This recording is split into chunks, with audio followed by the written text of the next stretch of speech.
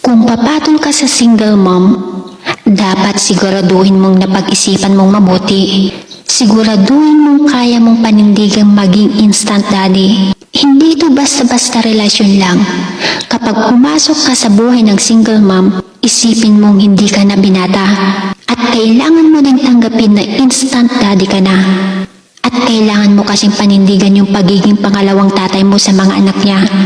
Hindi lang kasi isang buhay yung pinasok mo, pati na rin buhay ng mga anak niya. Kaya kung hindi ka pa sigurado, huwag mo nang ituloy. Dahil kapag iniwan mo ang single mom at sinaktan mo, hindi lang siya ang masasaktan mo, pati na rin ang mga anak niya. Kaya dapat pag-isipan mong mabuti bago ka manligaw ng single mom. Maraming lalaki kayang magsabi na kaya niyang tanggapin ang single mom, pati na rin ang mga anak nito. Pero iilan lalaki lang ang kayang gumawa at kayang manindigan ang salitang yan.